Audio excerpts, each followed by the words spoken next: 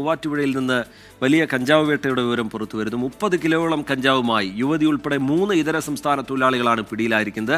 West ബംഗാളിലെ മുർഷിദാബാദ് ഗോങ്പാഷ സ്വദേശി സുഹൈൽ റാണ മണ്ഡൽ, മുർഷിദാബാദ് ജാലങ്കി സ്വദേശികളായ അലൻഗിൽ ഷെയ്ഖ്, ഹസീന ഖാട്ടൂൺ എന്നിവരെയാണ് പിടികൂടിയിരിക്കുന്നത്. വിഷ്ണു സുരേഷ് വിവരങ്ങളുമായി ചേരുന്നുണ്ട് കൊച്ചിയിൽ നിന്ന്. വിഷ്ണു, 30 കിലോ കഞ്ചാവ് എന്ന് പറഞ്ഞാൽ വലിയ അളവിലുള്ള കഞ്ചാവ് വേട്ടയാണ് ഉണ്ടായിരിക്കുന്നത്. ഇത് വിൽപ്പനയ്ക്കായിട്ടായിരിക്കാം ഇവർ സൂക്ഷിച്ചിട്ടുണ്ടാവുക എന്ന് മനസ്സിലാക്കുന്നു.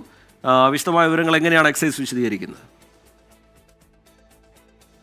ഇത് 27 പാക്കറ്റുകളിലായി സൂക്ഷിച്ച 30 കിലോ കഞ്ചാവാണ് പോലീസ് പിടികൂടിയത്. പോലീസിന്റെ വിശദമായ ആക്ഷൻ പ്ലാൻ തയ്യാറാക്കി കൃത്യമായ ഒരു ഓപ്പറേഷൻ ആയിരുന്നു. ഇവർ ഒഡീഷ വഴിയാണ് കഞ്ചാവ് എത്തിക്കുന്നത്. 2000 രൂപയ്ക്ക് കഞ്ചാവ് വാങ്ങി അത് എറണാകുളത്ത് 20,000 രൂപയ്ക്ക് വിൽപ്പന നടത്തുന്ന സംഘമാണ്.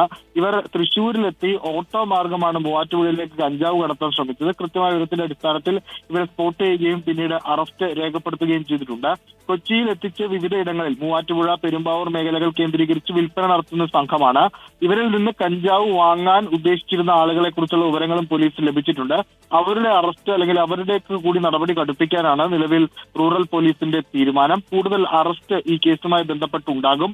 ഇവർ 3 പേരും ഈ എറണാകുളം റൂറൽ മേഖലകളിൽ, പ്രത്യേകിച്ച് പെരുമ്പാവൂർ, മൂവാറ്റുപുഴ മേഖലകളിൽ കഞ്ചാവ് വിൽപ്പന നടത്തുന്ന പ്രധാനപ്പെട്ട കണ്ണികളാണ്. ഈ ഒഡീഷ അടക്കമുള്ള സംസ്ഥാനങ്ങളിൽ നിന്ന് വളരെ ചെറിയ വിലയ്ക്ക് കഞ്ചാവ് വാങ്ങി ഇവിടെ കൊച്ചിയിൽ വൻ വിൽപ്പന നടത്തുന്ന സംഘമെന്നാണ് പോലീസിന് ഇതുവരെയുള്ള വിലയിരുത്തൽ. ശരി, പോലീസാണ് ഇവരെ വലയിലാക്കിയിരിക്കുന്നത്. വിഷ്ണു സുരേഷ് വിശദാംശങ്ങൾ നൽകുകയായിരുന്നു. 30 കിലോ കഞ്ചാവുമായാണ് ഇതര സംസ്ഥാന തൊഴിലാളികൾ പിടിയിലായിരിക്കുന്നത്.